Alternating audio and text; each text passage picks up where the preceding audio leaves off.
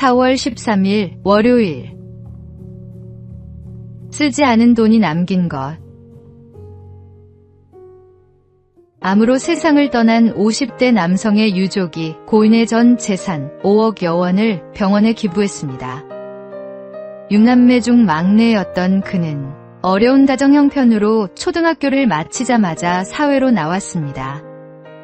카센터 기술공과 페인트공으로 일하며 평생 근검절약했습니다. 집 한 채 마련할 형편이 되었지만 끝까지 작은 원룸에서 검소하게 살았고 양복 한 벌도 없이 지냈다고 합니다. 위암 진단을 받은 뒤 그는 가족에게 여러 번 말했습니다. 모아둔 재산을 사회에 돌려주어라. 유족들은 그 뜻을 받들어 전 재산을 병원에 기부했습니다. 평생 남루하게 살았지만 그는 한 번도 가난하다고 생각하지 않았을지 모릅니다. 쓰지 않은 돈이 쌓일수록 언젠가 누군가에게 닿을 것이라는 생각이 그의 삶을 버티게 한 힘이었을 것입니다. 세상은 더 많이 갖고 더 크게 누리는 것이 성공이라 말합니다. 그러나 이 사람은 자신을 위해 쓰지 않은 돈을 모르는 이들을 위해 남겼습니다. 가진 것을 움켜쥐는 손은 결국 빈손이 되지만 기꺼이 내어놓는 손은 더 큰 열매를 맺습니다. 나눔은 가진 자의 특권이 아니라 마음의 결정입니다. 오늘의 말씀. 각각 그 마음에 정한 대로 할 것이요 인색함으로나 억지로 하지 말지니 하나님은 즐겨내는 자를 사랑하시느니라. 오늘의 만나. 내가 가진 것 중에 나누지 못하고 있는 것이 있습니까? 작은 나눔 하나가 누군가의 삶을 바꾸는 씨앗이 됩니다.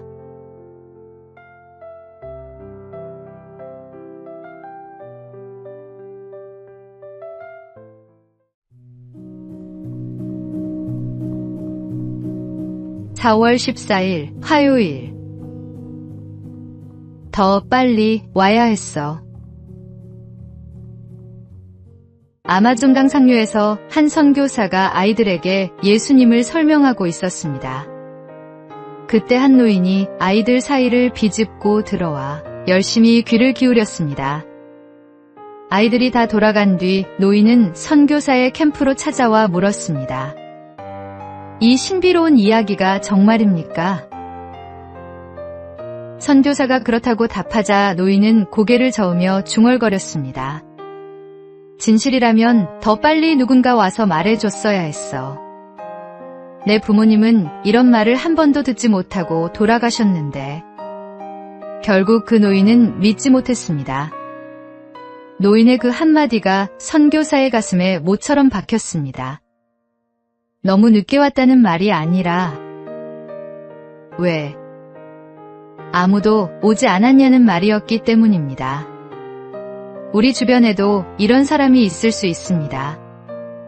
복음을 한 번도 들어본 적 없는 사람, 진지하게 전도를 받아보지 못한 사람이 생각보다 많습니다.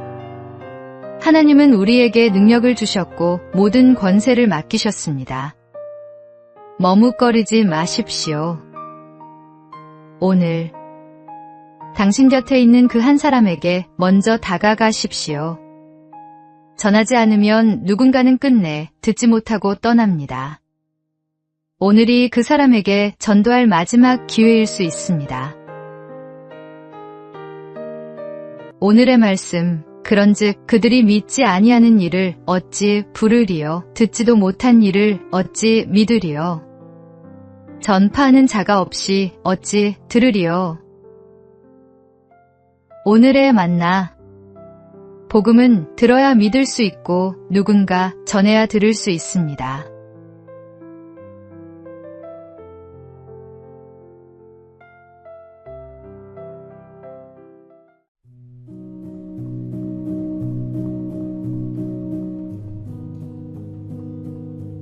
(4월 15일) 수요일.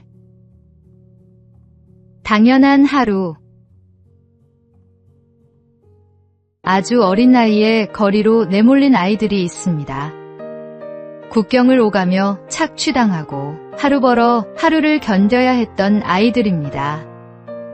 그중 한 아이는 국어를 강요당하며 대도시 거리를 오랫동안 떠돌다가 국제구호 단체의 도움으로 어린이 재활센터에서 새로운 삶을 시작하게 되었습니다. 그 아이는 말했습니다. 이제 학교에 갈 수 있어요. 아무도 저에게 돈을 벌라고 하지 않아요. 여기엔 친구도 있고 매일 먹을 수 있는 음식도 있어요. 특별한 꿈을 말한 것이 아니었습니다. 우리가 너무도 당연하게 누리는 것들이었습니다. 아이의 말을 듣는 순간 우리가 불편하다고 여겼던 것들이 얼마나 사소한 것이었는지 새삼 돌아보게 됩니다. 누군가의 전부가 우리에게는 그저 평범한 하루였습니다. 반면 우리는 학교에 가기 싫다 투정하고 남은 음식 앞에서도 쉽게 수저를 내려놓습니다. 하나님께서 허락하신 풍요 속에서 우리는 그 풍요를 당연하게 여기곤 합니다. 자녀에게 더 좋은 것을 주고 싶은 마음보다 먼저 가르쳐야 할 것은 감사할 줄 아는 마음입니다. 오늘 우리가 누리는 이 일상이 누군가에게는 간절한 기도 제목임을 기억하십시오. 오늘의 말씀, 범사에 감사하라. 이것이 그리스도 예수 안에서 너희를 향하신 하나님의 뜻이니라. 오늘의 만나. 오늘 아침 눈을 뜬 것, 먹을 것이 있는 것, 곁에 사람이 있는 것, 그 모든 것이 하나님의 선물입니다. 감사의 눈으로 오늘을 바라보십시오.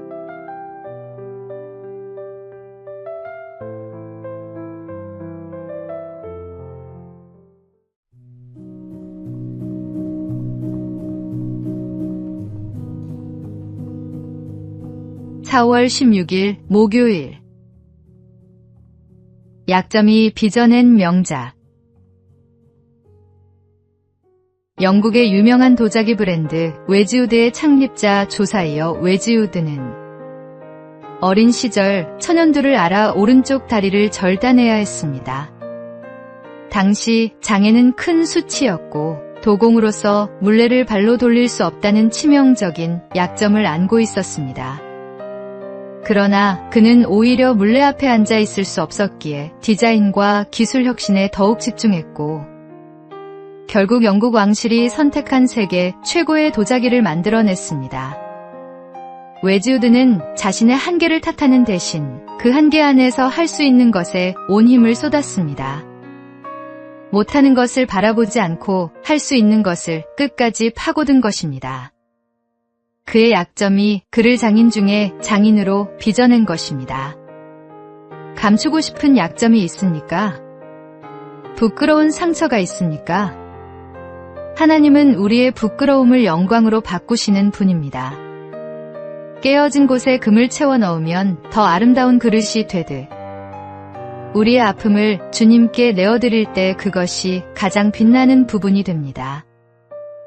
지금 당신에게 주어진 십자가를 온전히 짊어질 때 참된 믿음의 열매가 맺힙니다. 오늘의 말씀, 내 은혜가 내게 족하도다. 이는 내 능력이 약한 데서 온전하여짐이라. 오늘의 만나, 지금의 약함을 부끄러워하지 마십시오. 하나님의 손에 붙들릴 때 그 약함은 가장 강한 것이 됩니다.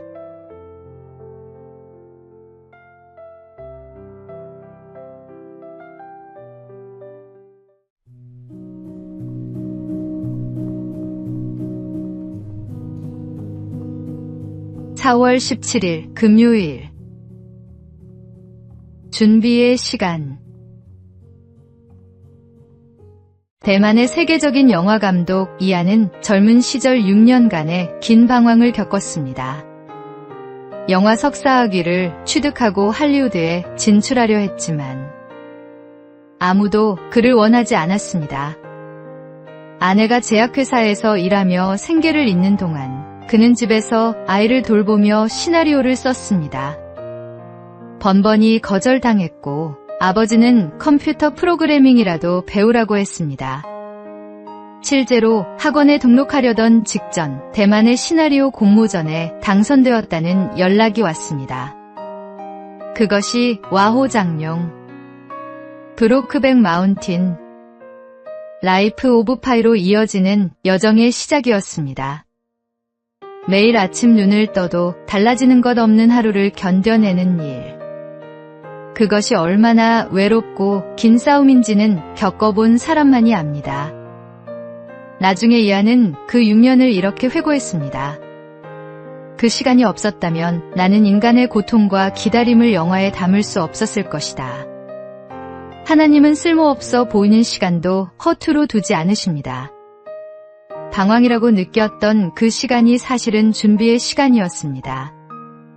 지금 어렵고 막막한 길 위에 있더라도 그분을 바라보는 자에게 하나님은 반드시 힘과 위로를 더해 주십니다. 오늘의 말씀, 여호와의 말씀이니라. 너희를 향한 나의 생각을 내가 아나니 평안이요 재앙이 아니니라. 너희에게 미래와 희망을 주는 것이니라. 오늘의 만나. 지금의 기다림이 낭비처럼 느껴질 때 그 시간도 하나님의 계획 안에 있음을 믿으십시오.